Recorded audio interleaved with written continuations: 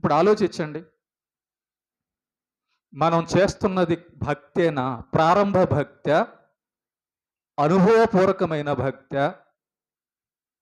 దేవుడు మనకి ఏం అర్థమయ్యాడు? ఆయనకి మనకున్నటువంటి సంబంధం ఏంటి? ఆయన దగ్గర కేవలం అన్నం, డబ్బు మాత్రమే దొరుకుతాయా? ఇంకేమన్నా గొప్ప విషయాలు దొరుకుతాయా? ఎక్కడున్నాం మనం? ప్రేమైన దేవుని బిడ్డలారా, యేసు ప్రభు భూలోకానికొచ్చి ఆయన అంటున్న మాట ఏంటంటే, పరలోకపు తండ్రి అనే మాట భూమి మీద ఉన్న మనుషులకు పరిచయం చేశాడు. పరలోకమందున్న మా తండ్రి. తండ్రి. దేవునిని యేసు ప్రభువు తండ్రి అన్నాడు. నా తండ్రియు మీ తండ్రియు అంటున్నాడు.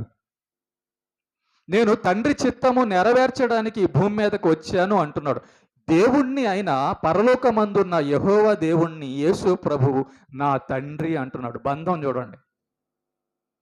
నా తండ్రి గురించి మీకు చెప్పడానికి వచ్చాను. నా తండ్రి పంపితేనే పరలోకం నుంచి ఇక్కడికి వచ్చాను. నా తండ్రి మనసులో ఉన్నది ఈ భూమి మీద నేను నెరవేర్చడానికి వచ్చాను అని దేవుణ్ణి తండ్రిగా మనకు పరిచయం చేస్తున్నాడు యేసు ప్రభువు. దేవుడట మనకు తండ్రట. అందుకే హెబ్రీ పత్రికలో మనం చూసాము, ఆయన మనల్ని కుమారులుగా పిలుస్తున్నాడట. ఆయన మనల్ని శిక్షిస్తున్నాడట. ఆయన మనల్ని గద్దిస్తున్నాడట. ఆయన మనల్ని పరలోకం తీసుకెళ్ళడానికి కావలసిన సిద్ధపాటు దయచేసే క్రమంలో కష్టాల్లో, బాధల్లో నడిపిస్తున్నాడట. ఇది మనకు అర్థం కాదు. జాగ్రత్తగానండి. దేవునితో మనకు సంబంధం కానీ అర్థమైతే ఆయన నడిపింపు, ఆయన మనస్సు మనకు అర్థమవుతుంది. మనం ఎంతవరకు అర్థం చేసుకుంటున్నాం అంటే, దేవుడు అంటే అన్నం పెట్టేవాడు, దేవుడు అంటే ఆరోగ్యం ఇచ్చేవాడు, దేవుడు అంటే డబ్బులు ఇచ్చేవాడు, దేవుడు అంటే సంతోషం ఇచ్చేవాడు. ఇంతేనా? దేవుడు అంటే కొట్టేవాడు కదా, తప్పు చేస్తే తండ్రి కొట్టేవాడు కదా. తండ్రి అట. యేసు ప్రభు దేవుడి గురించి మనతో ఏం చెప్తున్నాడంటే, ఆయన మీకును నాకును తండ్రి అన్నాడు.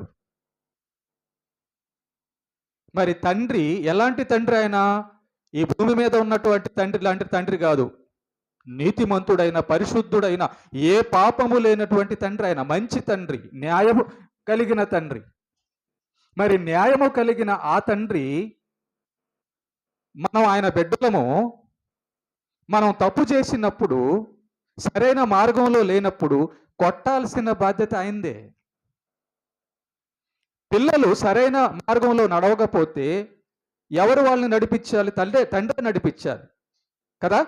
కాబట్టి ఆయన ఉద్దేశంలో ఒకటి ఉంది, ఆయన మనసులో ఒకటి ఉంది. అదేంటంటే, మనం ఆయన పిల్లలము, మనల్ని ఆయన పరలోకం చేర్చాలి.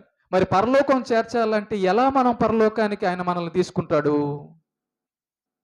దొంగలుగా, వ్యభిచారులుగా, బూతులు మాట్లాడే వాళ్ళుగా, నరహంతకులుగా, అసూయపరులుగా, పాపులుగా ఉంటే మనల్ని పరలోకం తీసుకెళ్ళడు.